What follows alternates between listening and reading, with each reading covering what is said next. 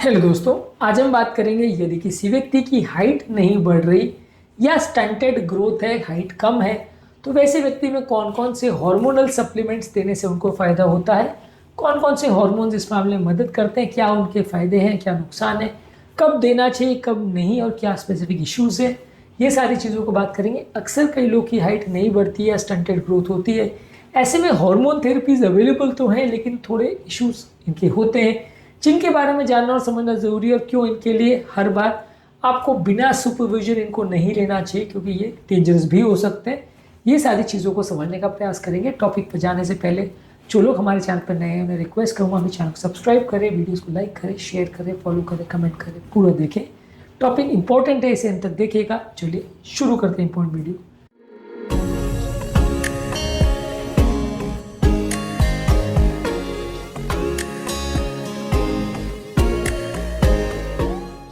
सबसे पहला growth hormone. अगर किसी व्यक्ति को हाइट की कमी है तो सबसे इंपॉर्टेंट हार्मोन होता है ग्रोथ हार्मोन, जो कि किसी व्यक्ति को अगर चाहे ब्रेन में पिट्यूटरी हो, जो ग्लैंड है जो कि ग्रोथ हार्मोन बनाता है, उसमें अगर प्रॉब्लम हो तो हो सकता है, कोई ट्यूमर वगैरह की वजह से हो सकता है, कंजेनाइटल हो सकता है। वैसे लोगों को ये ग्रोथ हार्मोन का सप्लीमेंट दिए जाते हैं, खासकर उन लोगों में जिसमें ग्रोथ हार्मोन की डेफिशिएंसी है, Turner syndrome, Prader-Willie syndrome, chronic kidney disease. ऐसे लोगों को ऐसी बीमारियों की वजह से कई बार ग्रोथ हार्मोन कम बनता है, वहाँ पे ये थेरेपी दी जाती है। अगर बच्चों को जब तक उनकी प्यूबर्टी नहीं हो या उनका हाइट अटेन होने का पॉसिबल है, उनके जॉइंट्स फ्यूज नहीं हो गए, तब तक अगर दिया जाता है तो ये इसमें फ़ायदा हो सकता है। कई लोगों में काफ़ी अच्छी सी हाइट में इंक्रीमेंट मिल सकता है। लेकिन इसमें यह है कि अगर गलत तरह से गलत व्यक्ति को गलत टाइम पे दिया जाए तो बहुत सारे साइड इफेक्ट हो सकते हैं, जिसमें जॉइंट पेन होना, डायबिटीज़ या इंसुलिन रेजिस्टेंस होना, सर दर्द होना, हाथ पाँव में स्वेलिंग हो जाना, ये सारी चीज़ें हो सकती है, जिसकी वजह से हर व्यक्ति इसको रूटीनली नहीं ले सकता, को बिना डॉक्टर सुपरविजन के इसको नहीं लेना चाहिए। इसके अलावा होता है insulin like growth factor therapy यानी IGF-1 थेरेपी। ये भी ग्रोथ हार्मोन को स्टिमुलेट करता है।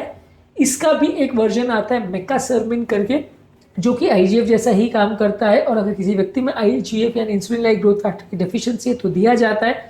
ज़्यादातर किसी व्यक्ति में बहुत ज़्यादा इसकी वैल्यू लो हो या व्यक्ति उसको रिस्पॉन्ड नहीं कर रहा वैल्यूज हाई होने के बावजूद भी, तो इसको दिया जाता है। अगर कोई व्यक्ति को ग्रोथ हार्मोन का प्रॉब्लम है और ग्रोथ हार्मोन देने के बावजूद भी वो रिस्पॉन्ड नहीं कर रहा, तो वहाँ पे इसको देने से फ़ायदा हो सकता है।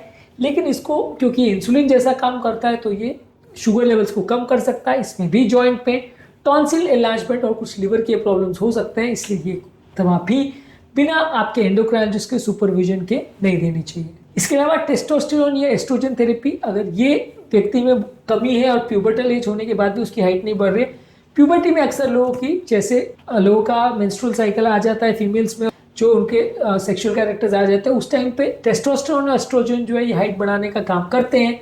लेकिन अगर किसी में इसकी कमी हो तो आप इसको सप्लीमेंट दे सकते हैं और इसको देने से भी हाइट बढ़ सकते हैं। लेकिन इसको देने से क्या है, जैसी प्यूबर्टी खत्म होती है, लोगों के सारे जो जॉइंट्स हैं जहाँ पे हाइट बढ़ती है, जिसको टिपिकली ग्रोथ प्लेट बोलते हैं, वो फ्यूज हो जाता है, वो बंद हो जाता है, वो ब्लॉक हो जाता है, जिसकी वजह से इसके बाद फर्दर हाइट नहीं बढ़ती। इसलिए बहुत यंग बच्चे को आपने टेस्टोस्टेरोन दे दिया तो सेक्सुअल कैरेक्टर्स आ जाएंगे और बॉडी हेयर वगैरह बढ़ जाएगा, वो सारे सेक्सुअल बिहेवियर उसका चालू हो जाएगा और जल्दी उसकी ग्रोथ रुक जाएगी, ऐसा हो सकता है। यानी कि ग्रोथ स्पट आने के बाद ग्रोथ प्लेट फ्यूज हो जाएंगे, उसके बाद फर्दर हाइट नहीं बढ़ेगी। तो टेस्टोस्टेरोन एस्ट्रोजन तभी देना चाहिए जब इनकी बॉडी में कमी हो और पेशेंट का ऑलरेडी प्यूबर्टल एज आ चुका हो, क्योंकि ये देने के बाद फिर फर्दर उसकी ग्रोथ और ज़्यादा नहीं होगी। देने के बाद एक स्टेज ग्रोथ होगी, फिर जब ग्रोथ प्लेट फ्यूज हो जाएंगे तो फर्दर ग्रोथ नहीं होगी। तो ये कई बार काउंटर प्रोडक्टिव हो सकता है यदि बिना आपके डॉक्टर के सुपरविजन के आप इसको देते हैं तो। इसके अलावा थायराइड हार्मोन अगर डेफिशिएंसी है तो थायराइड हार्मोन की कमी की वजह से भी लोगों का ग्रोथ कई बार कॉम्प्रोमाइज़ हो सकता है। बच्चे जिनको हाइपोथायरॉयडिज्म है उनको ये ग्रोथ हार्मोन के साथ या दूसरे हार्मोन के बदले भी ये कई बार दिया जाता है। ये ज़्यादातर वहीं पे वर्क करता है जहाँ हाइपोथायरॉयडिज्म की वजह से ग्रोथ स्टंटेड हो।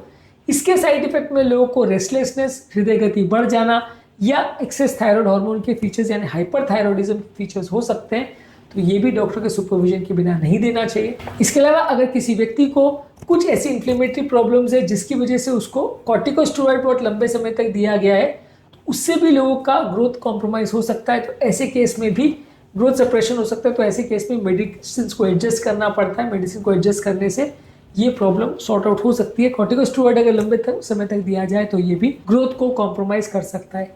बेसिकली ये टॉपिक डिस्कस करने का पर्पज ये है कि एक तो ये कि ग्रोथ हार्मोन्स और ये सारी चीज़ें अवेलेबल है, ये लोग को जानना जरूरी है, क्योंकि ज़्यादातर लोग स्टंटेड रह जाते हैं, उनकी हाइट नहीं बढ़ती क्योंकि ग्रोथ हार्मोन की कमी होती है। आपको पता ही नहीं होता कि मार्केट में अवेलेबल है, तो जानना जरूरी है।